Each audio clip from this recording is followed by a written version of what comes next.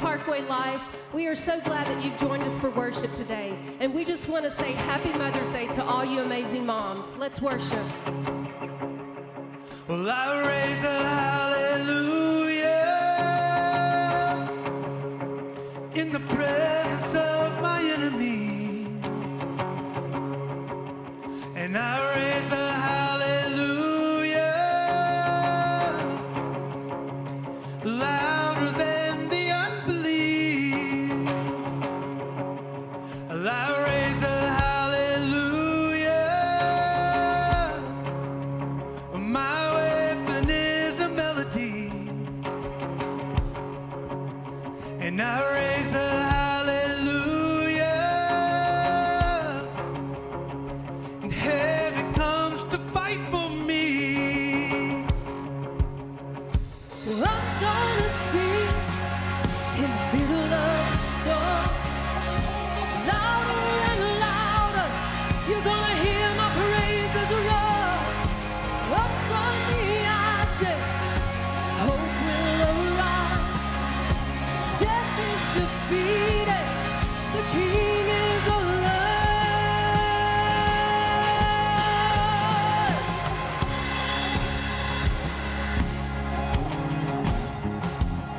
Well, I raise a hallelujah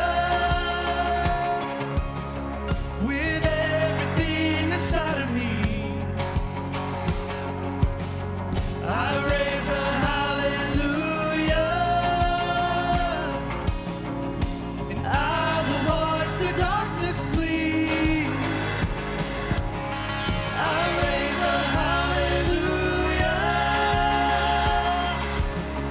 in the middle of the mystery. I raise a hallelujah. Fear, you lost your hold on me. And I'm gonna sing in the middle of the storm.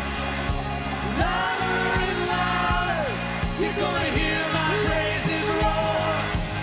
Up from the ashes, hope will arise. Death is defeated, the King is alive.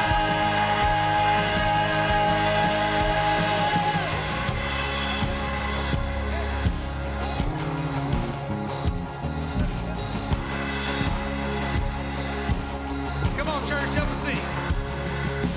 Sing a little louder.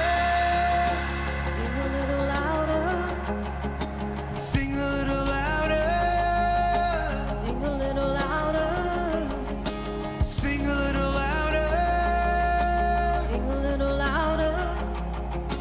Sing a little louder. Oh, sing a little louder. Sing a little louder. Presence of my enemies, Sing a little louder. louder than the unbelief. Sing a little louder. My weapon is a melody. Sing a little louder. Heaven comes to fight for me. Sing a little louder. In the presence of my enemies, Sing a little louder. louder than the unbelief. Sing a little louder. My weapon is a melody. Sing a little louder. Heaven comes to fight for me. Sing a little louder. I'm gonna sing in the middle of the storm. Louder and louder, you're gonna hear my praises roar. Up from the ashes, hope will arise. Death is defeated, the King is alive. I'm gonna sing in the middle of the storm. Louder and louder, you're gonna hear my praise.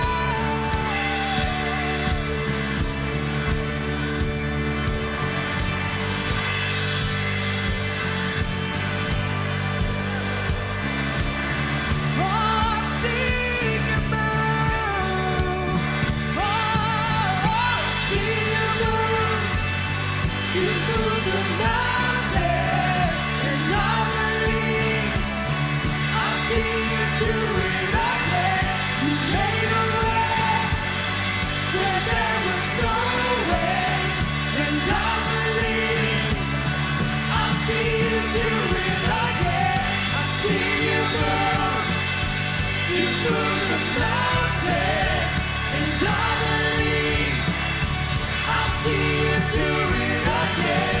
You made a way when there was no way, and I believe I'll see you do it again. I'll see you move, you move the mountains, and I believe I'll see you do it again.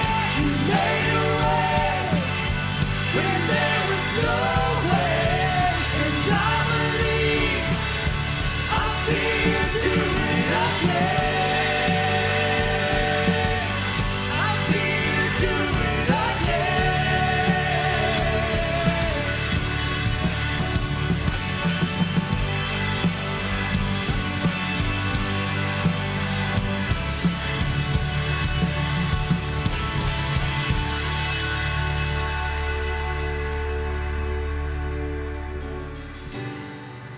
promise still stands. Great is your faithfulness, faithfulness. I'm still in your hands. This is my confidence. You never fail. Your promise still stands. Great is your faithfulness, faithfulness. I'm still in your hands. This is my confidence. You never failed me yet.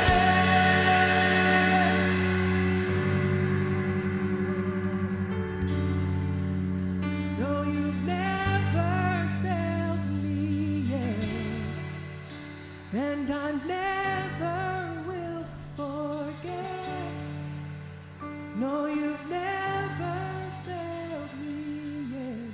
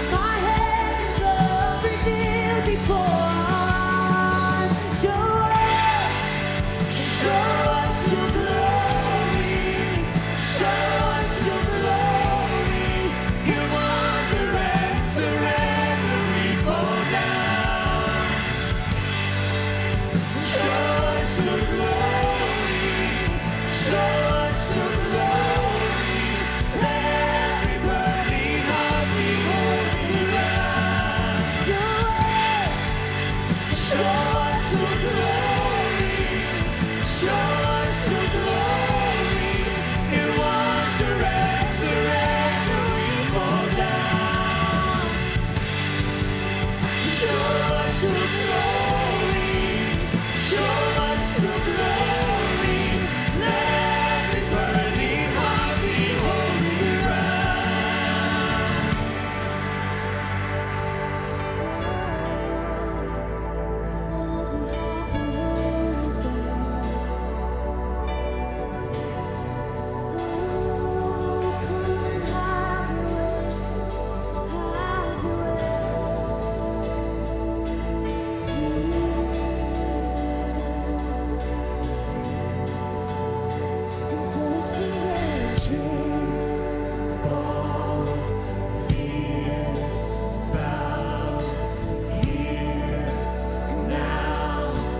Jesus, you change everything. Lives healed, hope is found here. Come on, you believe that Jesus can change everything in this Jesus, you place. change Come on, declare this over your life. Change all fear, bow here right now. My Jesus, you change everything. Alive, healed, whole is found here right now. My Jesus, you change everything. Show us your glory. Show us your glory. We wonder and surrender, we fall down. Show us your glory. Show us your glory. Let every burning heart be holding around. The chains fall, fear bound here right now. My Jesus, you change everything. Lives are healed, whole is found here and now. Jesus, you change everything. Chains fall, fear bound here now. Oh, Jesus, change everything. Hope is found here right now. Jesus, you change everything. Come on, wherever you are, lift up a shout of praise. Jesus, we love you so much. Oh, we love you, Jesus.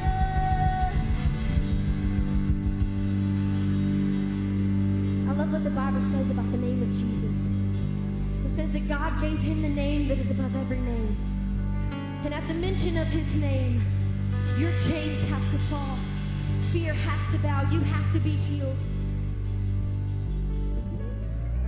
And I love that at the mention of his name, that's all that it has to do.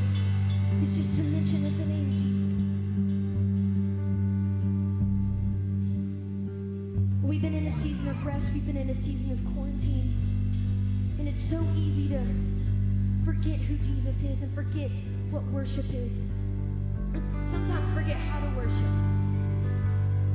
And so I don't know if that's you today. That maybe this quarantine's coming to an end and you almost feel like you've wasted time. You've kind of lost your worship.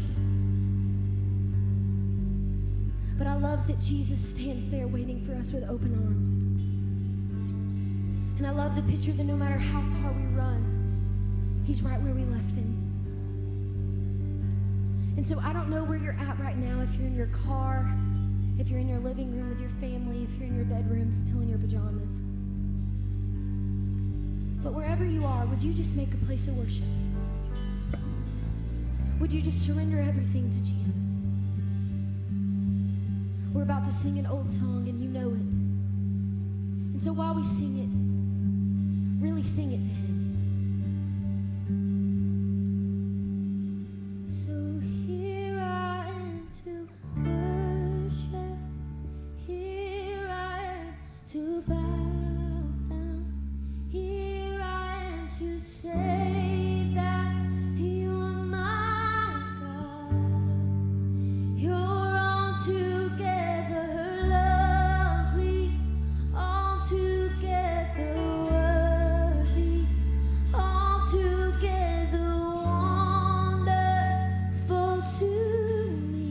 that together.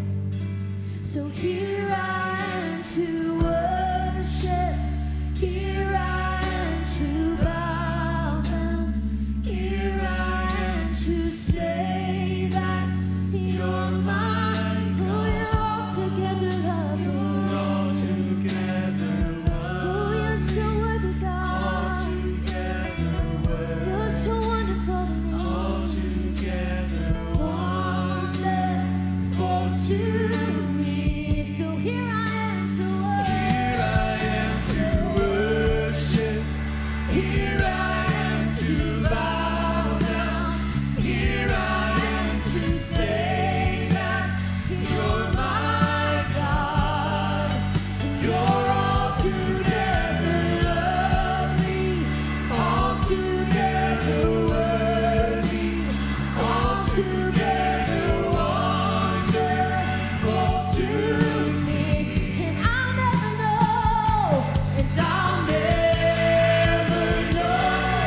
how much it costs to see my sin upon that cross. And I'll never know how much it costs to see my sin upon that cross. And I'll never know how much it costs to see my sin upon that cross. And I'll never know how much it costs to see my sin upon that cross. So here I am to worship. Here I am to bow down. Here I am to say that you're my God. And you're altogether lovely. You're altogether worthy. Altogether wonderful to me. You're so wonderful, Jesus.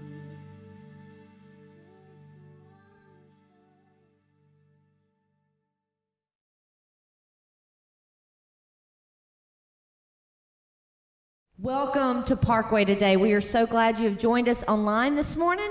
We are happy to have you here. First of all, happy Mother's Day to each and every mom out there. We are so glad you've joined us. We're excited today. I am joined up here today with a good group of ladies that are moms and soon-to-be moms and grandmothers and so many different perspectives on the mom issue. So we are going to have a blast today asking questions and learning a little bit about each other, and hopefully you will be encouraged and uplifted by the end of this. So during this crazy time we've been in, this quarantine time, there has been a word that has been, there's been quite a few words, social distancing, all this, but one is essential. You know, are you an essential worker? You know, we found out that nail salon and salon ladies that do your hair are not essential, although we think they're pretty essential, but the government doesn't think they're essential.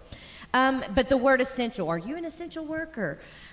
Well, we wanted to call this Mother's Day Essential Moms because moms, you are very essential. And that has shown really big during this time because moms have been the cooks, they've been the cleaners, they've been the teachers, they've been this principal, they've been the sub-teacher, they've been the PE teacher, they've been everything. But then again, what's new? That's kind of what moms do anyway. Moms are essential, and we are celebrating you today. So before we get started, I just wanted to go around and each mom introduce themselves, kind of tell you where they are in their life. So I'll start with myself. My name's Adina. I'm a mom of 3 kids. I have a son that's 22, and he's married to this beautiful girl right here. So this is my lovely daughter-in-law. And then I have twin daughters that are 20. So I'm at that weird stage, you know, almost empty nester. So, Catherine? I'm Catherine. I am mom to amazing 7-year-old twins, Connor and Emerson, and we have a wonderful story. We struggle with infertility, and I have amazing blessings from that.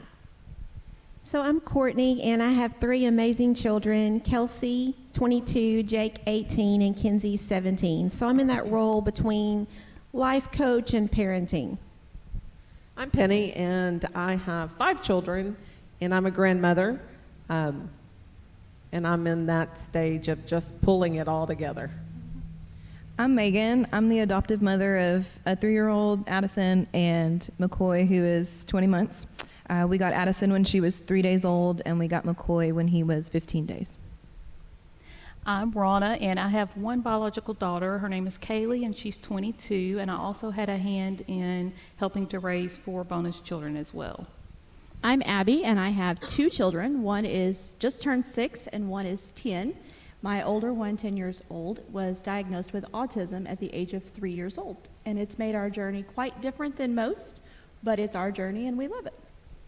My name's Taylor. I am 21. I'm newly married. I have a 7-month-old, but my baby's a little bit different than y'all's. He has 4 legs, and he has fur all over him. So right now, for a long, long time, so don't ask us when we're about to have kids, because we're spending a lot of money being dog parents. I'm Alana, and I am the mom to one rambunctious 8-year-old boy named Easton. Well, ladies, from a Christian perspective, what have you found, Ronna, to be the greatest challenge in this season of your life that you're in? I think right now, when your children, I'm in the empty nest season right now, and your children are out from under your roof, it is a little difficult because you tend to worry, and you just hope that the values you instilled in them, they do follow those, and their love for God, they lean on God, and they know who to run to. So My boys, we have quite an age gap between the 2 of them, so making sure that they feel loved in the stage that they're in, I feel like I struggle with that a little. So I think my biggest challenge right now is the fact that my job always changes. I'm just mom to one, and so you would think by the time you've had 8 years of experience in a job that you kind of become a little bit of an expert. But that's the thing with being a mom, is that I've never been the mom to an 8-year-old before. I've been a mom to a newborn baby. I've been a mom to a toddler. But at this stage, it's kind of like my job that I had yesterday is not the same job that I have today, is not the same job that I'll have tomorrow. So that's kind of the challenge, is the fact that it's so dynamic and changes every day. And so I guess the challenge in that is just to lean into the Lord and let Him be the guide. I think my challenge where I'm at right now is, of course, I've got one out of the house, but the 2 girls, it's not putting my expectations or my dreams on them. That's a challenge, because I think sometimes as a parent, I think, well, this is what you should do, or you shouldn't do this. And I think that's a challenge of letting them live their life and letting them make those choices. And I think that's a challenge that I'm facing right now in this season. My biggest challenge is I'm dealing with kids that are the same age, but they are totally 2 different kids, 2 different human beings, 2 different personalities, and parenting them with the same rules and expectations. They're exposed to similar things, trying to have that relationship with both of them in a different way. So, I think my biggest challenge is, as I mentioned, being more of a life coach to my adult children, and just trying to have good boundaries with that, and then also still parenting one that's not quite an adult yet, but soon to be an adult. So I think it's just trying to have really good boundaries with life coaching and knowing how to direct them in a godly way that's not overstepping them and respecting their adult boundaries. That's me. Being a bonus mom right now, I've always raised girls, and so now I have 2 bonus sons, and trying to navigate the guy life is difficult. It's a challenge, because things I would say to my girls, I can't really say to my guys. The navigation of that is a challenge. I would say for my family, it's probably navigating and facilitating a healthy, open adoption with my kids' birth parents and families, and then also appropriately and gracefully answering the questions that arise, not just from my children, but also from friends and family and random strangers that ask questions. So I know as moms, we have those items in our house that are essential. We cannot run out of those items. I know in our household, ever since Kinsey was a little bitty girl, we could not run out of pickles. We had to have stock in pickles around the house. So what is an essential item that you have to have in your home, Alana? Well, it's an absolute disaster at our house if we don't have ice cream or popsicles, some kind of frozen treat, and also juice pouches. According to Easton, if we don't have juice pouches or some kind of frozen treat, then we don't have anything to eat or drink. In our house, when the kids were growing up, was Honey Goo Goo, which is just peanut butter and honey mixed together on top of Eggo waffles. And then as they've become young adults, it's coffee. We have to have our coffee. I have to have my coffee too. Mine is not necessarily food, but my son has a Triceratops he got for Christmas a couple years ago, and the kid will not part with him. He has a safety pin in the back of his back because all the stuffing has come out. We have strings hanging from the toes, but he will not let go of him. And my daughter, hers is not necessarily an item, but she has to have a nighttime song. So we sing the Frozen song, we sing Jesus Bless Me, and then God Bless America. And we also say the Pledge of Allegiance if we have to. The most essential item in our home is, from what I've understood from my kids, is my cookbooks. I'm like, and chicken spaghetti. Ours would probably have to be corn dogs and pizzas, and especially for my daughter, an after-dinner snack. When my kids were growing up, it would have had to have been both ranch dressing and ketchup because they wouldn't eat the pizza or the corn dogs or the chicken nuggets without it. Being a dog mom, we have this little toy for Biscuit that has ridges and you can stuff it with treats. So the thing that I have to have for Biscuit is spray cheese. I think we have like 6 cans in our pantry right now because when we sit down for dinner, we spray the little Kong toy with spray cheese and he lasts him for 2 hours and then he goes to sleep. For Harrison, it's ketchup. The child has to have ketchup with everything. We asked him the other day what would be in heaven, and he said, ketchup. So he's going to have his ketchup. For Xander, when he was younger, he got a dinosaur. And as I mentioned earlier, he is autistic, and this dinosaur helps us figure out what's going on with him. When this dinosaur shows up, we know that there's something going on a little deeper that we have to dig a little deeper for. Maybe something's going on at school or home or wherever that may be, but we know Xander is struggling a little bit more and we have to dig a little deeper. So on that, during this quarantine, we don't go without our dinosaur, but during the quarantine, what have you guys started doing and will continue doing, or maybe you'll even stop doing it? Alana? Actually, during this quarantine time, on Sunday mornings, we have started having a big breakfast. We get up, and before we watch church, I cook a big breakfast, and that's begun to be something that we really enjoy, spending the time together. So I think that maybe whenever we go back to actually coming to church versus watching church in our living room, that maybe Mom will go ahead and sacrifice and wake up a few minutes earlier so I can go ahead and get that breakfast cooked.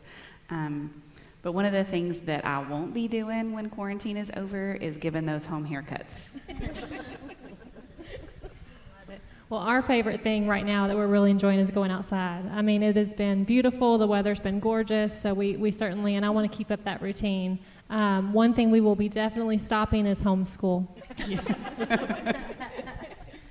For us, it would probably just be more quality one-on-one time because, when you're working, you don't really get as much of that. So we've really enjoyed that.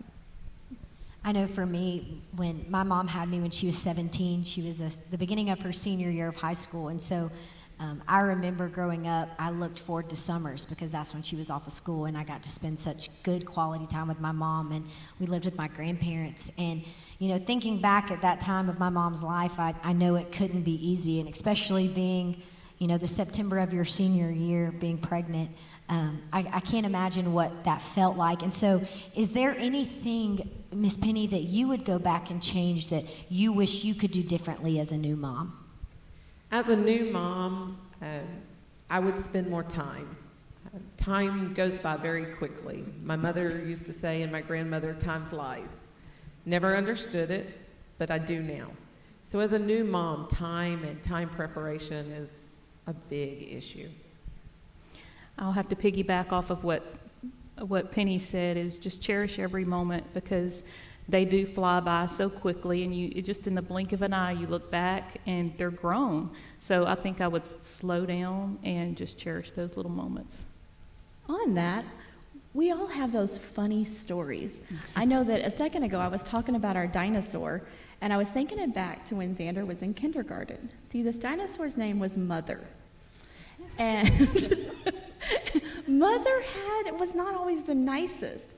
Sometimes Mother hit, and sometimes Mother bit, and Mother, this dinosaur, Mother, wasn't always nice. So when he would go to school, and he would tell teachers and people that Mother wasn't very nice. I had to go many times and talk to schools about Mother. And so what are some funny stories that you guys have? So if you guys know Easton, you know that our life is just an endless stream of one funny story right after another. So it's kind of hard to narrow down to just one story. But I do remember whenever he was probably between 3 and 4 years old, he had watched Jack and the Beanstalk and had the movie on repeat, because that's kind of what 3 and 4-year-olds do, is watch movies over and over and over again. And so he was so in love with Jack and the Beanstalk that he insisted that he was no longer Easton, that he was now to be known as Jack. And so if, we needed him to come there, if, called him for dinner, anything like that, we had to refer to him as Jack, or he just wouldn't answer. So, as Jack got a little older, I remember one day he was in the bathtub. He was probably 4 or so, and he got a really serious look on his face, and he asked me, he said, and to preface this, we've always really tried to instill into Easton that Jesus is our model and our example, and that we want to do things the way that Jesus would have us to do things, and we want to like the things that Jesus liked and love the things that Jesus loved. And so back to the story. So we're in the bathroom, he's taking a bath, and all of a sudden he gets this really serious look on his face, and he asked me, he said, "Mama, I need to ask you something." And I said, "Well, baby, what is it that you need to ask me?" He said, "Mom, does Jesus like toots?" And so, of course, when I kind of got myself together, well, baby, why do you wonder, does Jesus like toots? And he said, "Because I really like them." So he was, making sure that his desires were in line with the Lord's. But I think probably the most recent funny Easton story was, probably a month and a half ago or so. He has a gang of boys that he plays with in the neighborhood, and somehow with some throwing of some rocks, one of those rocks managed to go through a window of an empty house in our neighborhood that's actually for sale. And so, of course, I came out and discovered it. I sent boys home, and I was really upset with Easton, and I told him, "You know what, mister, you just go in the house. You're done for today. Go in the house, take a bath, you're done." And so me and one of the other moms were putting plastic over the window. We finally finished with that and come back in the house, and I can hear him. He's in the bathroom, so I'm going to go make sure that he has the things that he needs. And as I'm walking in the hallway, I hear him praying, and he's saying, "Oh, dear Heavenly Father, please don't let my mama beat me." So, he still got a spanking, but probably not near as bad as what he deserved. I have a funny story, but it's not necessarily what my kids do. It's me as a mom and how I overreact on situations. We are a fishing family. We love to go fishing. And one summer, we took the kids out. The kids were probably about 3 years old.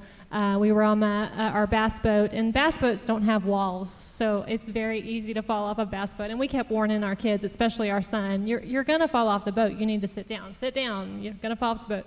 Now, mind you, he's wearing his life jacket, and not only is he wearing a life jacket, it's got a handle on it that we can easily pick him up if he falls off. Let me preface this story by also saying I have a major fear of alligators, so I'll look for alligators when we're on the lake, anytime we're on the lake. So what happens? My son falls off the boat. Now, the logical thing would be to pick up the child using the life jacket, but what do? I go full on Baywatch, and I dive in to rescue the child, because I knew there was an alligator underneath the boat, and we were going to save him. So I got him up, he was good, and then the worst thing was it took me about 20 minutes myself to get back in the boat because my clothes were soaking wet. For me, it would probably be when Addison was about 2, when we were teaching her, like what are our phone numbers, our address, what's our names and everything. She was learning my husband's name, and, we were going through the roll. She got Bubba's name right, and then she got to Matt's, and she said, okay, it's Matthew McDaddy Parker. And it was so cute that I couldn't even correct her on it. And then recently, during the quarantine, one of our neighbors came over just to check on us, make sure we were doing okay. And he said, hey, baby girl, how you doing? And she said, well, I TT'd in my bed last night. All right, then. I love all those stories. I have so many stories that I could tell growing up of me doing funny stuff or things that my mom didn't necessarily agree with, and she would always say, Taylor Elizabeth Brester. And when your first, middle, and last name come out, that the fire and wrath of God is about to come through my mother. I just remember that. And so I've always said that I never wanted to do that to my kids. I never wanted to, when I get mad, I don't want to say their 3 names. I catch myself doing it now. Biscuit will do something, and I'm like, Biscuit Keating, and I get so mad at him. And so what is something that your mom did that you said that you would never do, but you find yourself doing now? Well, that would be worrying excessively, because I never understood why my mom worried so much. She always had to have the details of every little thing, like where are you at, who's there, what are y'all doing? And it just drove me nuts. I never understood it. Like, why don't you trust me, Mom? And now, yes, I do that very same thing to my daughter, so. So for us, it was, my mom always had these homemade baked goods. Pizza was homemade. Everything was made from scratch when we were little. But as we grew up, she was like, well, what's the point? And I remember the first time that she bought a store-bought pie. And I was devastated. And in that moment, I remember thinking, I will never do that as a mom. But quarantine kind of has me, let's go purchase that food. I'm tired of cooking. So I don't really remember too much, like consciously having the thought, oh, I'm never going to do that. My mom was a pretty cool mom, I guess. But I do remember like constantly seeing lists around the house. She had a grocery list, and she had a list for dinners, and she had a list to, go on vacation, and list here, list there, and I just never really understood all the lists. Like, what is that about? But now I'll be 40 this year, and I absolutely love lists. Like, I'll write things down on a list just so I can cross it off. I do the same thing. I think something my mom did was she would always get up earlier than everybody else. And I was like, Mom, why do you do that? And she said, well, I just had to have my little coffee by myself, have my moment. And I thought, I'll never do that. I'm going to sleep as long as I can. Now I try to set my alarm to get up a little bit earlier than everybody else. One thing that my mom did, she was extremely organized, and I just never felt like I had that quality, especially to the pinpoint that she was at. We even had a seating chart in our van growing up. So we had a flip chart that you took turns on whether you could sit in the front seat. So that's how organized my mom was. So I'm very similar to my mother, and I feel like I've carried on that trait with a little bit of modern technology, of course. But that's one thing that I never really thought I'd be like, but I certainly am. So, I would have to say meal planning. When we were growing up, everything was planned out for the whole week. My mom made one trip to the grocery store for the week, and if you needed something, it would go on next week's list. And if you had a favorite meal you wanted, if she was already planned out and those groceries were already bought, you had to wait till the next week. And I was like spontaneous, and I was like, can we have this? And no, next week you can have that. So I think that after becoming a mom, I saw the need for meal planning and how great that is and just keeps your life on track. So I've become my mom as far as meal planning, and I love it. I have become my mother, unfortunately, but it's not unfortunately, because she was a great woman. But my mother was one of those that never could say anything correctly. If it was a word, it was going to be messed up. And unfortunately, I have taken on that trait, so Chipotle is Chipolata now, permanently in my house. For me, it would probably be perfecting the mom look. You know, like when you're in that moment where you're at your wit's end and your kids really know it, but you're in a place where you can't put the smack down. Yeah, I've got the mom look down. So, how do you feel that your faith practices have changed since your journey of becoming a mom, Rana? I feel like it caused me to really do some soul searching and dig deeper into God's Word, because you have this soul that you're responsible for, and she's going to be looking to me for guidance, you know, what to do, how to react to things in life. And I know that my relationship with God is going to definitely reflect to her in what she's going to look to. I've noticed that as phones have become more, everything's on media, that I was reading my devotions, my Bible, everything was on there, and my kids just always looked at it as, oh, you're playing on your phone again. So I had to start becoming more intentional about really picking up the Bible and letting them see me in the morning when I'm drinking my cup of coffee, just making sure that they're watching me. So I think probably when you talk about how your faith has changed from the time that you've become a mom, well, the difference in my faith whenever Easton was born and my faith now, the major difference is I had a broken faith when Easton was born. I had left the church. I wasn't living my life in any way, shape, form, or fashion that could be called Christian. But I felt like that I couldn't get things right. This whole living for Jesus thing, I couldn't do it because I always felt like I fell short, and I just couldn't get it right. And so then enter Easton, and as he gets to be about 1.5 years or 2 years old, the thought crosses my mind that, you know, maybe he's one of these kids, one of these people that's going to get this living for Jesus thing right. So maybe I need to take him to church. And so I started bringing Easton to church.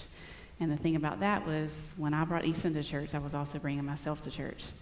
And as I sat in services, encountering the love of Jesus, I realized that as much as I loved my son, Jesus loved me even more. And so I just began to be overwhelmed by the love of Jesus and gave my life back to him, rededicated myself to living for the Lord. And so I guess you could call Easton a soul winner, and the very first soul that he won back to Jesus was his mom's. That's awesome. I love that. I love that. I think for me, as I became a mom, I had more time, obviously, pre-children, you know, to do my devotion or whatever. And so then when I became a mom, I realized, you know, you don't have hardly 10 minutes to yourself. And so I had to realize that quantity was better than quality. I'll get it right. Quality was better than quantity. If it was only 2 minutes, plug in for 2 minutes with Jesus. And so that was really important. It wasn't, okay, I spent 10 minutes. It was, okay, if all I have is 2 minutes, spend that 2 minutes with Jesus, and it will make all the difference. So that was how it became, and it changed as I had little ones in the house. When our kids were born, somebody had told us, and I cannot recall who, but somebody said, you're going to feel so far and so close to God at the same time. And it was so true, because you felt like you were just looking at these miracles that he gave you, and you're in awe of his creation and what he's done for you. And then you're trying to survive. You're eating, you know, cereal for every meal of the day and drinking 18 cups of coffee. So that's an okay season. God still honors that season. And as they get more independent, you have better seasons with God to be able to devote more time. And I think that's kind of where I'm at with that. It's been a change in that. I think where I'm at in, you know, I was kind of like you. I didn't have much faith when my children were born. I had walked away from God. And I knew that that was not right. But as they have become older, and as I have walked with them growing up, I realized that I had to give them faith in something. And so I had to give them a faith in the one thing I knew, and that was God. And so Moving forward, and with 3 girls, you need a whole lot of faith. Really, a whole lot of faith. But moving forward, that was where I changed. I decided, God, you are the only faith I know to give them. Mm-hmm. And so it changed, like you, it changed me. Me wanting to do for them changed me. I think my faith really transformed the moment those babies were placed in my arms, because I felt such a responsibility to do them justice in that area. And so it made me want to be more intentional of sharing my faith with them and praying in front of them and answering questions that they may have and planting those seeds where I can to make sure that they do grow up the way that they should. That's so good. I want to ask every mom on this panel to name a quality that you hope to either pass on to your children, one that you are working on, or moms that have already had their children move out of their house. What is something that you've passed on that you feel like you did it, and how did you do that? Megan, start. For me, having adopted children, I think it would be that your past and the circumstances of your past do not define you or in any way dictate your future, and that nothing happens by chance. You are exactly where you need to be because that's what God had, planned for you. And so that's what I would say. For me, I wanted to teach my children service. Giving back to the community, giving back to others, because we are lucky for what we have today. And so I do that by doing that myself. And I am lucky that all 5 of our children, they're grown, but every one of them give back today to their community. And it makes a mom proud. So for me, I think it would be just pursuing excellence in everything that we do. We have a family motto. It's love God, love people, love life, and pursue excellence. And I really hope that I can portray that to my children of pursuing excellence in everything I do. Not perfection, because none of us are perfect, and we're all going to fail and make mistakes. But just to pursue excellence, and if they can do that, then they're going to pursue excellence in their walk with God. They're going to pursue excellence in their relationships and their careers. And so if I can portray pursuing excellence, I hope that I can pass that on to them, and they can pursue excellence in their life. One of the things my mom really instilled in me, and I'm trying to do the same for my kids, is I want them to always look at the other person's viewpoint. They're going to come in situations that either there's a conflict or there's something that's a stressor, and I always want them to try to reflect on what's going on in the other person's life, or how can we show them kindness, and looking at it that way. The other thing my mom always did, she would randomly walk around the house. She still does this at family gatherings, and she'll say, "Have I told you lately that I love you?" And we have a Rod Stewart wood panel on each of our walls with that quote on it, because that's her quote, and we do that in our house. We just have random I love yous, and I'm proud of you. And my kids have even started doing that. I think it's for alternative motives, but we're going to take it. And they've started doing that toward me, and that really makes me happy as a mom.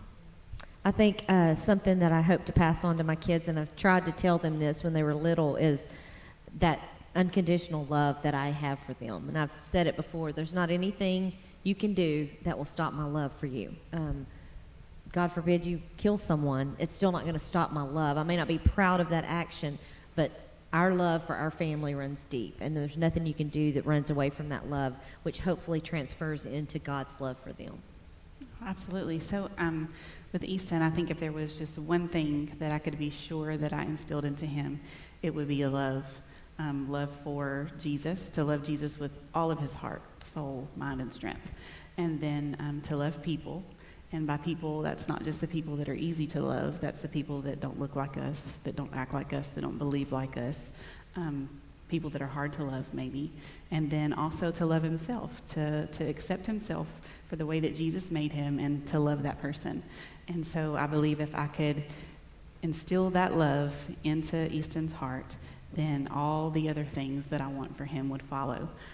And so hopefully I'm teaching him by example. There will be a day in Easton's life when his mom won't be here, and I hope that he'll be able to say, you know what, my mom wasn't perfect, because I'm not, But my mama, she loved her Jesus, and she loved people, and she loved herself just exactly the way that God made her. My mom had me in a little bit of a different circumstance. My mom was 17, and so my mother had the choice to keep me. And I think that seeing my mother's strength in that, I couldn't imagine. I remember the day, my birthday, my senior year, I had a day that I just reflected on what my mom did for me. Like, I couldn't imagine having a baby at this age. And so one thing that my mother has taught me, and I hope and pray every day that I can give it to my kids, is to give everything a chance. My mom didn't have to give me a chance. Her circumstances, she didn't need to give me a chance. 21 years ago, having a kid at 17, it's just unheard of. And so my mother taught me to give people a chance and to push and to persevere, and that no matter when people or life knock you down, to get back up, and that if God is on your side, then who can be against you? And so that's something that my mom taught me that I hope and pray every day that I can teach my kids. I think for us would be faith. If I could pass faith down to my children, part of our doctor's appointments and stuff with our oldest is they said that things are very black and white with autism. They're probably not going to believe in God the way that you do. There's going to be a lot of things that he's not going to make sense to. So if I can show him faith, to have faith in God, faith in himself, and faith in others, I think that for me that would be the one thing I hope I can pass down to them. I would have to say honor. There was a pastor who used to say a lot. He used to always say, remember, always honor up, honor down, and honor all around. And for the first time I heard that, it really stuck with me. And so I've really tried to instill that in my daughters. Just always honor everyone. It doesn't matter if you feel like they're below you, if you feel like they're way out of your reach, just give them honor and respect. That's good. I love that. Last question we're going to ask, and this will probably be a quick, short answer, but I'll start with you, Rana. What is the best thing about being a mom? What's the best thing? Absolutely unconditional love, and it goes both ways. It doesn't matter where she goes, what she ever does. Like you just said, I will love her unconditionally, and I can have the worst day ever and just pick up the phone and call and hear that sweet little voice. And it's reciprocated. It goes both ways. I think for sure unconditional love. And in the stage that we're in right now, my boys, Harrison, my youngest, loves to cuddle. And Xander's going to come sit next to me, and they're going to say, will you read us a book? And so I pull out an old book that my mother read to me when I was little. And it's a book printed in the early 1900s. And so it's just real old stories. And so I love those special moments that I get. So I'd have to go with unconditional love as well, but really more the unconditional love that my child has for me. You know, our children know us as their mothers better than anybody else does. In fact, I've heard it said that a mother's child is the only person who's ever heard her heartbeat from the inside. And so they know us like no one else. I know Easton has seen me at my absolute most raw, my most real. Probably my biggest mess-ups and mistakes have been on raising him. But the thing is he loves me every single day, no matter how pretty I look, how ugly I look, how thin I am, how fit I am, how not I am. Easton absolutely loves me because I'm his mom and he's my kid. And I think that that's just really and truthfully just a perfect picture of the love of Jesus. And just piggybacking on what y'all said, it's that unconditional love both ways. I think as the older we get, we realize how much it is both ways. And I love that. I love those moments. The other thing is, I'm so thankful just to be a mom. There was a time in my life I didn't know if I could be one. So I'm thankful just to get to do the experience and enjoy every little moment. So there's definitely a common thread here, because I would say unconditional love as well.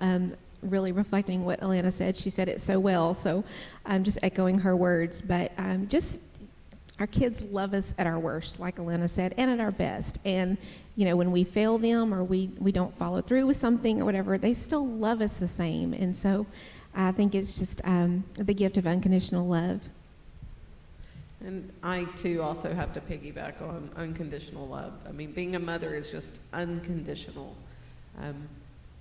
Like I said, even at our ugliest or even at our weakest, they still love us. Even when we mess it up, we burn the toast, it doesn't matter. They still love us. They may not like the toast, but they love us.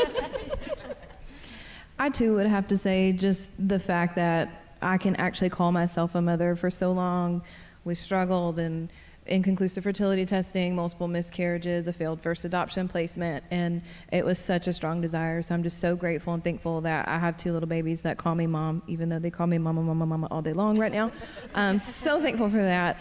And then also just watching how my kids have just opened other people's minds and perspectives, and just how their little lives have changed, not just mine and my husband's lives, but you know, their birth families' lives, and just, it's so special. I hope you have enjoyed. I've enjoyed hearing these answers from these moms and just different perspectives. And so hopefully today you heard a different perspective, or your questions in your mind may have been, well, I wonder what my mom's answer would be to that. So today, I hope that maybe you'll take these questions, and at lunch today, hopefully you're cooking for mom. She doesn't have to cook. Hopefully she can sit outside, wherever she wants to sit, or maybe alone in a room somewhere where it's real quiet with a cup of coffee. Whatever it is, I hope that you're honoring mom today. But maybe sit down and ask some of these questions, or come up with, Mom, what did you feel when you found out you were expecting me? Maybe there's questions you've wanted to ask, and I think it would be really fun at home to ask mom questions that you've always wanted to ask. So I encourage you to do that as families, dads, grandparents. Kind of lead those questions, because these kids will glean. We don't know unless we ask questions. So I encourage you today to ask questions and find out more about what makes your mom so essential. And so today, I hope something has encouraged you, but I just want to pray a blessing over each mom, each lady that is listening to this today, and each family. So if we could just bow our heads and let's go to the Lord in prayer. Lord, I thank you today that you created this thing called moms, and just what a unique person, individual that you have made moms. They're all different. They come in all different sizes, but they're unique because you place such an importance on moms, God, for them to train and encourage and uplift and to help grow this little human that you've placed in our lives, God, whether it's biological, whether we do it through adoption, whether we do it through being an aunt, a grandparent, whatever it is, God, you've placed such an important role called moms. And so today I pray for those moms that are hearing this that feel less than today, or feel like I've made too many mistakes, or I just pray that you would let them know that it's never too late. I pray that you would wrap them in love, and I pray that their kids would wrap them in love, God. And I just pray that you would bless them. Lord, I pray that you would make your face shine upon every mother today, and that you would keep them and give them favor. Lord, I pray that you would bless their families and their children, and those children, God, that most of all, that their families and their children would follow you all the days of their lives, and that they would pass that great heritage on to their children and to their children. God, the greatest joy I have in my life is to see my kids live for you, and I think that that is every mother's cry, that we want our kids to fall in love and love you. So God, make up the difference wherever we're lacking, and we are lacking because we're not perfect. Make up the difference, God. Help us to be the moms you've called us to be, and I just pray blessings upon every home today. In Jesus' name we pray. Thank you so much for joining us today. I hope you have a blessed day. I hope, again, that you get to do whatever you want to, Mom. I hope you have a blessed day. We love you, and we look forward to seeing you soon. God bless you.